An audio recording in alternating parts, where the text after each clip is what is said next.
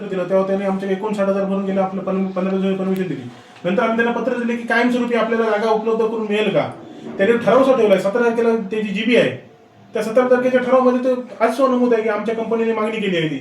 उलट ह्यांनी फुकट आपल्याला द्यायला पाहिजे होती, पण ह्यांनी ती न देता आपल्याकडे 59,000 रुपये भाडं वसूल केलं. कुठली जागा कुठे ते बाळासाहेब ठाकरे प्रबोधिनी ही जी जागा आहे वरचं का खालचं पहिला मजला पण ती जागा त्या ह्याच्याकडे आहे ना आपल्या मुंबई सब सेंटर युनिव्हर्सिटीकडे काय होतं, त्याच्यात 2 रूम खाली होत्या. युनिव्हर्सिटीकडे 3 रूम होत्या, 2 रूम खाली होत्या.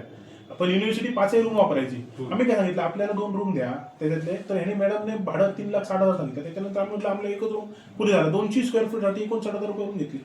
आम्ही सांगितलं आम्ही रोजगार उपलब्ध करून देतो, मुलांना ट्रेनिंग देतो, आणि आम्ही जर ह्याच्याबद्दल आपण नॅशनल जे ह्याच्या चालू आहे रोजगार मिशन त्यामध्ये आपण रजिस्टर केलंय. आणि त्यानंतर जे स्किल इंडियामध्ये आहे त्यामार्फत आपण त्यांना स्किल इंडिया मार्फत ट्रेनिंग देतो. आपली कंपनी रजिस्टर आहे स्किल इंडिया मार्फत, आणि त्यामार्फत आपण त्यांना रोजगार देतो. म्हणजे ह्या जर स्किल इंडियामध्ये असेल तर त्यांनी फुकट उपलब्ध करून दिलं पाहिजे होतं.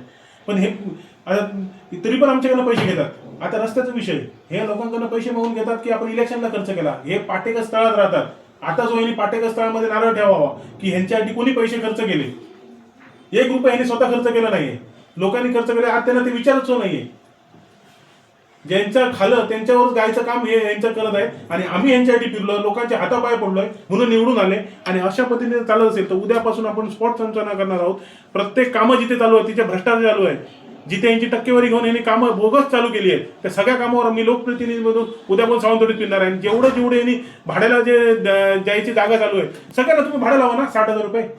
हा फुकट तुमच्या पडून बिल्डिंग आहे, कोण घेत नाही. आणि तुम्ही एखादी जर कंपनी स्थानिक लेवल जर मुलं पुढे येऊन जर स्थानिक मुलांना काम करत असतील तर तुम्ही त्यांच्याकडे 60,000 हुकुमशाहीमध्ये दादागिरी करता आणि दादागिरीची भाषा बोलता. लोकप्रतिनिधी आहे, तुमचे कर्मचारी तुमचे घरगडी नाही आहे. कर्मचाऱ्यांचं अशी वागणूक मिळते की यांच्या राजवाड्यात काम केल्यासारखे घरगडी हे वावरून घेतात. कर्मचारी यांच्या राजवाड्यात काम करतात. हे नगरपालिकेचे कर्मचारी तुमच्या राजवाड्यात साफसफाई करण्यासाठी कर्मचारी, नगरपालिकेचे कर्मचारी तुम्ही कसं काय वापरू शकता.